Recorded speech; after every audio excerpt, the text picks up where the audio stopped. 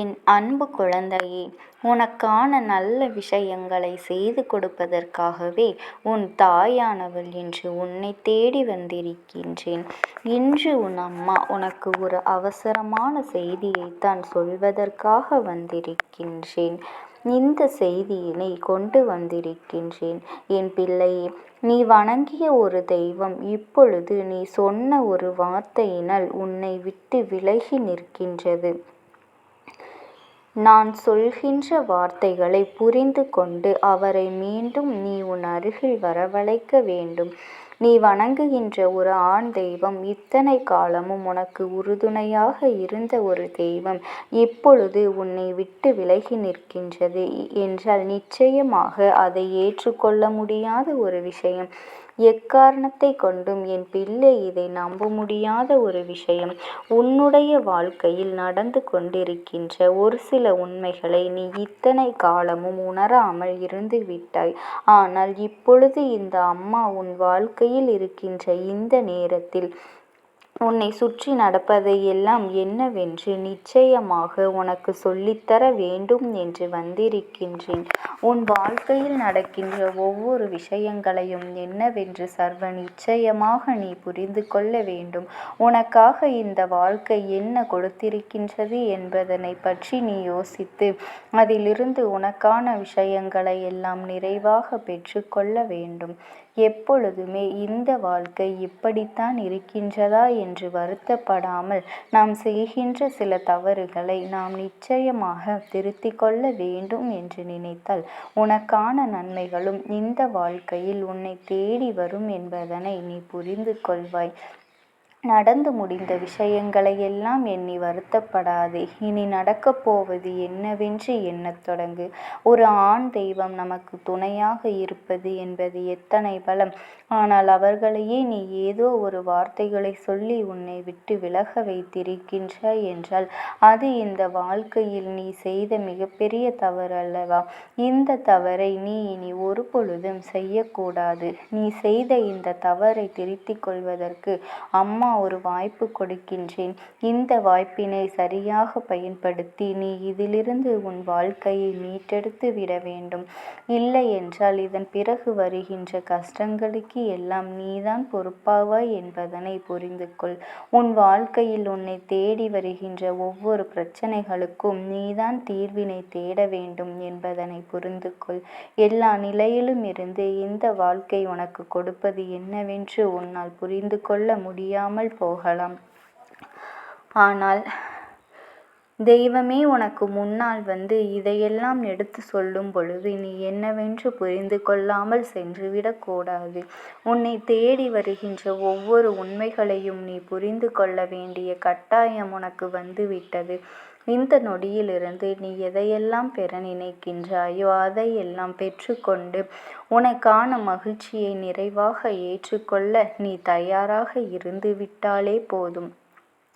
எப்பொழுதும் போல உனக்கென இந்த அம்மா நான் உனக்கு துணையாக இருப்பேன். என் பிள்ளையே, நாம் போகின்ற வார்த்தைகள், பேசுகின்ற வார்த்தைகள் எல்லாம் கவனமாக இருக்க வேண்டும். நாம் சொல்கின்ற சொல் இன்னொருவரின் மனதை காயப்படுத்தக்கூடாது. அதிலும் குறிப்பாக ஒரு மனிதரை காயப்படுத்துவதற்கு ஒரு தெய்வத்தை காயப்படுத்துவதற்கும் வித்தியாசம் இருக்கின்றது அல்லவா? ஒரு தெய்வத்தையே காயப்படுத்தி விட்டாய் என்று நான் சொல்லும் பொழுது நிச்சயமாக அதனை நீ சற்று உன்னிப்பாக கவனிக்க வேண்டும் அல்லவா? என்ன நடந்தது என்பதனை, நீ என்ன செய்தாய் என்பதனையும் நிச்சயமாக நீ புரிந்து கொள்ள வேண்டும். இந்த வாழ்க்கையில் உனக்கென்று நடக்கின்ற ஒவ்வொரு சந்தர்ப்பங்களையும் நீ சர்வ நிச்சயமாக புரிந்து கொள்ள வேண்டிய கட்டாயம் உனக்கு இருக்கின்றது அல்லவா? எந்த நேரத்தில் எப்படி நடந்து கொள்ள வேண்டும் என்பதனை நீ தெரிந்து புரிந்து அதற்கு ஏற்றது போல நடந்து கொள்ள தொடங்கினால் சுற்றி வருகின்ற எல்லா விஷயங்களிலிருந்தும் உனக்கான நல்ல நேரம் ஆரம்பித்துவிடும். நீ எதிர்பார்க்கின்ற சந்தோஷங்களும் நீ எதிர்பார்க்கின்ற விஷயங்களும் எப்பொழுதுமே உன்னை தேடி வந்து கொண்டே இருக்கும். யாரும் உனக்கு எந்த வகையிலும் துன்பத்தை கொடுத்திருக்க மாட்டார்கள். நாம் இங்கே ஒவ்வொருவரும் நமக்கு தெய்வத்தின் துணை இல்லையே என்று வேண்டி விரும்பி நிற்கின்ற இந்த நேரத்தில் நமக்கு துணையாக இருப்பவர்களை நாம் அனுப்பியிருக்கின்றோம் என்பது எத்தனை கடினமான ஒரு விஷயம் என்பதனை புரிந்து கொள். இந்த நேரத்தில்தான் இந்த அம்மா இந்த செய்தியை உன்னிடத்தில் நான் சொல்லாமல் விட்டால் நிச்சயமாக நீ மீண்டும் அவர்களை திரும்ப உன் வாழ்க்கைக்குள் கொண்டு வந்து விடுவாய் என்று நான் உன்னிடத்தில் சொல்ல வந்திருக்கின்றேன். நான் சொல்கின்ற வார்த்தைகளில் இருக்கின்ற உண்மைகளை நீ என்னவென்று புரிந்து கொண்டு இதிலிருந்து எப்படி நீ மீண்டு வர வேண்டும் என்பதனையும் தெரிந்து கொண்டாயானால் நிச்சயமாக இனி எந்த துன்பங்களும் உன்னை வந்து சேராமல் நீ உன்னை காத்து கொள்வாய் என்பதனால்தான் உனக்கு இந்த செய்தி இப்பொழுது உன்னிடத்திலிருந்து கிடைத்திருக்கின்றது. நல்ல மாற்றங்களை இந்த வாழ்க்கையில் நிச்சயமாக நீ பெற வேண்டும். நல்ல திருப்பங்களை நிச்சயமாக நீ காண வேண்டும். உனக்கு தெய்வத்தின் துணை எப்பொழுதும் இருக்க வேண்டும். நான் சொல்கின்ற விஷயங்களை முதலில் கவனித்துவிட்டு அதன் பிறகு எந்த தெய்வம் இப்பொழுது உன் மீது கோபம் கொண்டிருக்கின்றது என்பதனை நீ புரிந்து கொள்ளலாம். ஒவ்வொரு நாளுமே நாம் பேசுகின்ற பேச்சிலிருந்து நம்மை யார் என்று மற்றவர்கள் அடையாளம் கண்டு கொள்வார்கள். உன்னிடத்திலிருந்து நீ நன்றாக இருக்கின்றாயா என்று ஒருவர் கேட்கும் பொழுது நான் நன்றாக இருக்கின்றேன் என்று சொல்வதற்கு நன்றாகத்தான் இருக்கின்றேன் என்று சொல்வதற்கும் வித்தியாசம் இருக்கின்றதே அல்லவா? பேச்சு தோணியிலேயே ஒருவரினுடைய உண்மையான குணம் எப்படியெல்லாம் என்று தெரிந்துவிடும். இப்படித்தான் இப்பொழுதும் உன்னையுடைய உண்மையான குணம் என்னவென்று மற்றவர்களுக்கு தெரிய தொடங்கும். நீ பேசும் பொழுது எத்தனை கவனமாக பேசுகின்றாய் என்பதை பொறுத்துதான் இந்த வாழ்க்கையில் அத்தனை விஷயங்களும் உன்னை தேடி வரும் என்பதனை நீ புரிந்து கொள்ள வேண்டும். உனக்கான நல்ல நேரம் வந்துவிட்டது. ஏனென்றால் உனக்கான சந்தோஷம் உன்னை தேடி வந்திருக்கும். ஆனால் உனக்கு நேரம் சரியில்லை என்றால் நீ பேசுகின்ற வார்த்தைகள் எல்லாம் தவறாகத்தான் விழுந்திருக்கும். அது நீ சொன்ன வார்த்தைகளினால் மற்றவர்களுக்குத்தான் பாதிப்பே தவிர உனக்கு எந்த பாதிப்பும் இல்லை. நாம் செய்தது தவறு என்று உன்னை திருத்திக் கொள்ள முயற்சி செய்து விட்டாயானால் தெய்வம் உனக்கு இரக்கம் கொள்ளும். இல்லை என்றால் நீ சொன்னது சரிதான் என்று பிடித்த பிடியில் நின்று கொண்டிருப்பாயானால் தெய்வமும் உன்னை கண்டு கொள்ளாமல் சென்றுவிடும் என்பதனை நீ புரிந்து கொள்.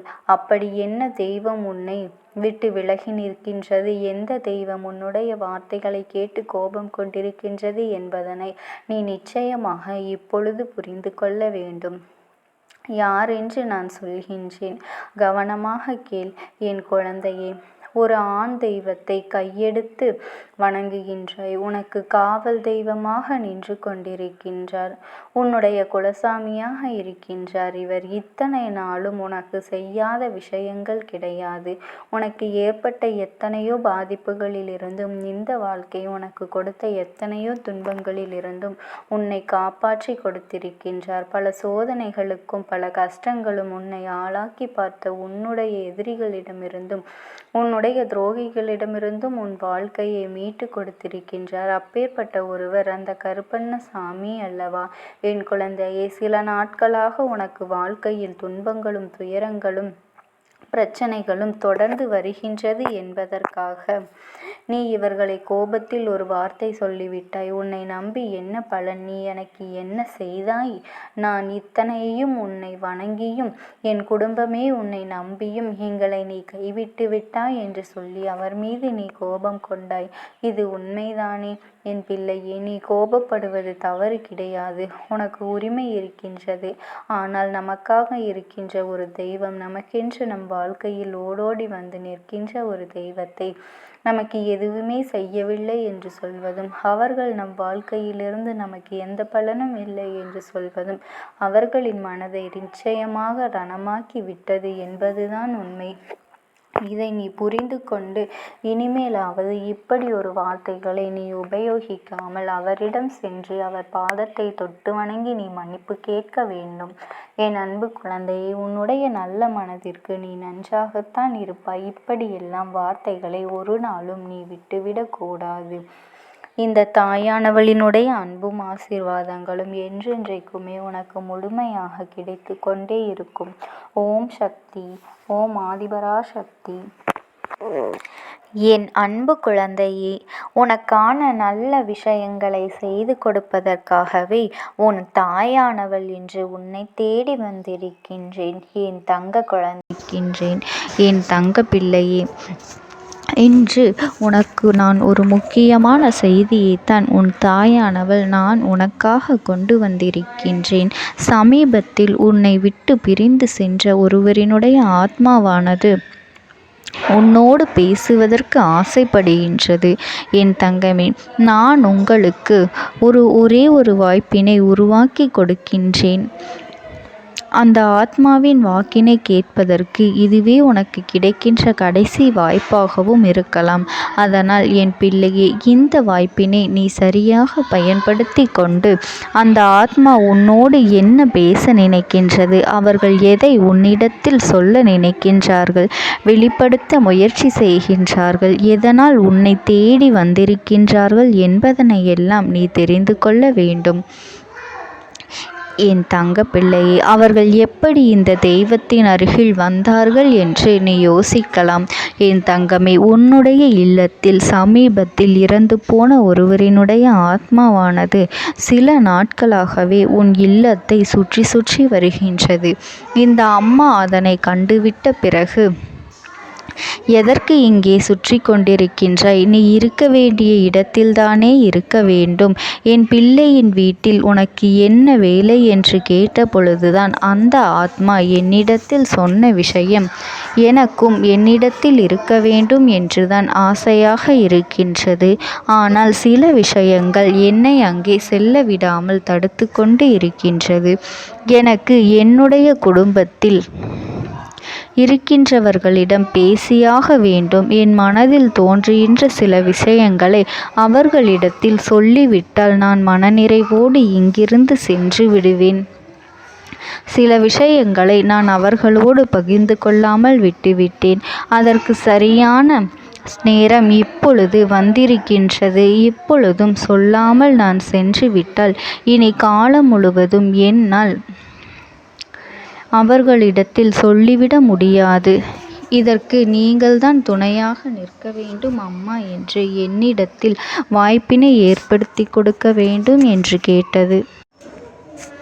என் தங்க குழந்தையே, இப்படி இருக்கும் பொழுது அவர்களிடத்தில் சொல்லிவிட முடியாது. அந்த வாய்ப்பினை ஏற்படுத்தி கொடுத்து என் வீட்டில் உள்ளவர்களிடம் பேச வைக்க வேண்டும் என்று என்னிடத்தில் கோரிக்கை வைத்தது. என் தங்கமே, இப்படி மனதிலே எந்த கெட்ட எண்ணங்களும் இல்லாமல் உன் குடும்பத்திற்காக பேச வேண்டும் என்று கேட்ட ஆத்மாவிற்கு நான் அந்த வாய்ப்பு வழங்குவது தானே முறையாக இருக்கும். அதனால் இந்த அம்மா அந்த ஆத்மாவிற்கு அந்த வாய்ப்பினை கொடுக்க முடிவுகள் செய்து இப்பொழுது உன்னோடு பேசுவதற்காக வரவழைத்திருக்கின்றேன். என் பிள்ளையே, அந்த ஆத்மாவானது உன்னிடத்திலே என்ன பேசுகின்றார்கள் என்பதனை நான் என் மூலமாக உன்னிடத்தில் பேசி சொல்கின்றேன். இந்த அம்மாவிடத்திலிருந்து தான் அவர்கள் மனதில் பேச நினைப்பதை எல்லாம் பேச முடியும். என் தங்கமே, நேரடியாக ஒரு ஆத்மாவின் குரலை உன்னால் அத்தனை சுலபமாகவெல்லாம் கேட்டுவிட முடியாது. இந்த அம்மா அதற்காகத்தான் இன்று இந்த உதவியை செய்கின்றேன். என் குடும்பத்தில் இருக்கின்றவர்களிடம் பேச வந்திருக்கின்றேன். உங்கள் எல்லோரையும் நான் இனி காணவே முடியாது என்பதனை நான் உணர்ந்து கொண்டேன். என் வாழ்க்கையில் நிறைவாக இருந்து என்னால் உங்களுக்கு கஷ்டங்கள் வந்தாலும் உங்களால் எனக்கு எந்த கஷ்டங்களும் இதுநாள் வரையிலும் வந்தது கிடையாது. நான் நினைத்தது போல இந்த வாழ்க்கையை அத்தனை சந்தோஷமாக வாழ்ந்து கொண்டுதான் இருந்தேன். என் குடும்பத்தில் இருக்கின்றவர்களிடம் பேச வந்திருக்கின்றேன். உங்கள் எல்லோரையும் இனி நான் காணவே முடியாது என்பதனை நான் உணர்ந்து கொண்டேன். உங்களோடு இருந்த இந்த காலகட்டம் குறைவாக இருந்தாலும் எனக்கு கிடைத்த சந்தோஷங்களும் மகிழ்ச்சியும் ஏராளமாக இருந்தது. அதனால் எனக்கு எந்த ஒரு கவலையும் இதுவரையில் இருந்ததே கிடையாது. நான் நினைத்தது போல இந்த வாழ்க்கையை நான் சந்தோஷமாகத்தான் வாழ்ந்து கொண்டு இருந்தேன். ஆனால் இவ்வளவு காலம் எனக்கு சீக்கிரமாக என்னுடைய ஆயுள் முடிந்துவிடும் என்று எனக்கு முன்பே தெரியாது. அது தெரிந்திருந்தால் நிச்சயமாக என் மனதில் இருக்கின்ற அத்தனை விஷயங்களையும் நான் உங்களிடத்தில் சொல்லியிருப்பேன். ஆனால் எல்லோரும் நினைப்பது போலத்தானே நானும் நினைத்திருந்தேன். எனக்கும் இந்த உலகத்தை விட்டு செல்ல வேண்டும் என்ற ஆசை கிடையாது. மற்றவர்கள் சொல்வது போல எதற்காக பிறந்தோம், நாம் ஏன் பிறந்தோம் என்று ஒரு நாளும் நான் நினைத்தது கிடையாது. வாழ வேண்டும் என்றுதான் ஆசைப்பட்டேன். என்னுடைய ஆசைகள் எல்லாம் நிராசையாகும்படி இந்த உலகத்தில் விட்டு செல்ல வேண்டிய காலகட்டம் கட்டாயம் வந்துவிட்டது. என்னுடைய கடமை இங்கே சரியாக முடிவதற்கு வந்துவிட்டது. இன்று நான் உங்களோடு பேச வந்ததற்கு முக்கியமான காரணம், சில விஷயங்களை எல்லாம் உங்களோடு சொல்லாமல் விட்டுவிட்டேன். எப்படி நடக்கும் என்று தெரியாமல் நான் சில விஷயங்களை செய்தும் முடித்துவிட்டேன். அதற்காக உங்களிடத்தில் நான் மன்னிப்பு கேட்டுக்கொள்கின்றேன். இதை உங்களிடத்தில் பகிர்ந்து கொள்ள வேண்டும் என்றுதான் இன்று நான் வந்திருக்கின்றேன். உங்களை நான் மனதார வணங்குகின்றேன். இந்த வாய்ப்பினை நான் சரியாக பயன்படுத்தி கொள்ள விரும்புகின்றேன். அதனால்தான் என் மனதில் இருக்கின்ற விஷயங்கள் எல்லாம் நான் சொல்லிவிடுகின்றேன்.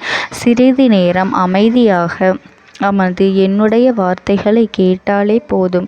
என்னுடைய அன்பினை புரிந்து கொண்டு அதுவே எனக்கு போதும். நான் நிச்சயமாக இங்கிருந்து நல்லபடியாக சென்று விடுவேன். இன்று உங்களோடு பேச வந்ததற்கு ஒரு முக்கியமான காரணம், நான் சில விஷயங்களை சொல்லாமல் விட்டுவிட்டேன். இப்படி நடக்கும் என்று எனக்கு ஒரு நாளும் தெரியாமல் சில விஷயங்களை செய்துவிட்டேன். அதை உங்களிடத்தில் பகிர்ந்து கொள்ளத்தான் வந்திருக்கின்றேன். என் மனதில் நினைக்கின்ற விஷயம் என்ன தெரியுமா? நான் உங்களை நன்றாக பார்த்து கொள்ள வேண்டும். உங்களின் ஆசைகளை எல்லாம் நிறைவேற்றி கொடுக்க வேண்டும். உங்கள் வாழ்க்கையில் நடத்தி கொடுக்க முடியாமல் போனாலும் இனிமேல் அதையெல்லாம் நடத்தி கொடுக்க வேண்டும் என்று ஆசைப்பட்டு என்னால் ஆன முயற்சிகளை எல்லாமே செய்து கொண்டிருந்தேன். ஆனால் முழுமையான பலன்களை கொடுப்பதற்கு முன்பாகவே இது போன்று நடந்துவிட்டது. அதனால் நான் ஏதேனும் குற்றம் குறைகள் செய்திருந்தாலும், ஏதேனும் உங்களுக்கு மனதிற்குள் கஷ்டத்தை தந்திருந்தாலும் என்னை மன்னித்து விடுங்கள். நான் எப்பொழுதும் உங்கள் மீது உண்மையான அன்பினைத்தான் வைத்து கொண்டிருக்கின்றேன். நான் ஒரு நாளும் மனதில் ஒன்றும் வெளியில் ஒன்றுமாக ஒரு நாளும் நான் நடந்து கொண்டது இல்லை.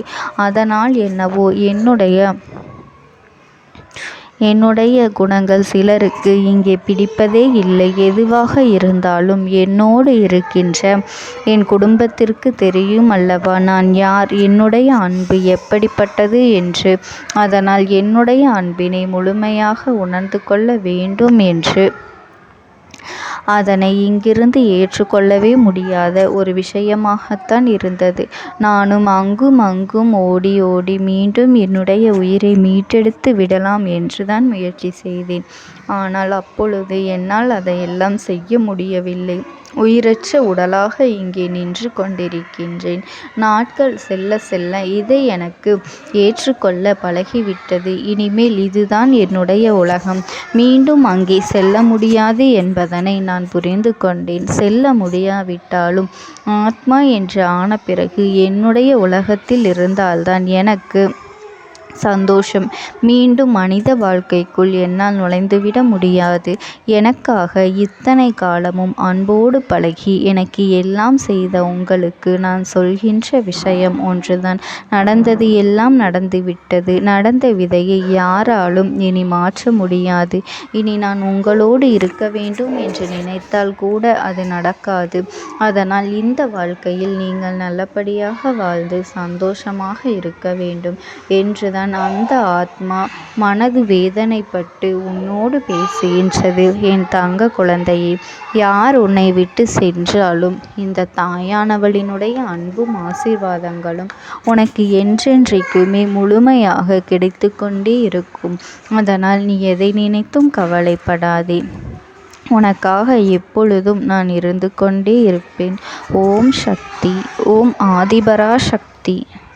பலவீனமாக்கி உனக்கு வேண்டாத சில வேலைகளை செய்வதற்கு ஒரு பெண் முயற்சிகளை செய்து கொண்டிருக்கின்றாள். உன்னிடத்திலிருந்து பல பலன்களை பெற்றிருக்கின்றாள். உன்னுடைய வாழ்க்கையில் உனக்கு பல நல்ல விஷயங்களை எல்லாம் நடக்கும் பொழுதெல்லாம் அதை நடக்க விடாமல் தட்டிவிட்டு இருக்கின்றாள். உன்னோடு இருந்து கொண்டே உனக்கு நடக்கின்ற விஷயங்களை பற்றி எல்லாம் தெரிந்து கொண்டு அதன் பிறகு உனக்கு கெடுதலை செய்ய நினைத்திருக்கின்றாள். உன்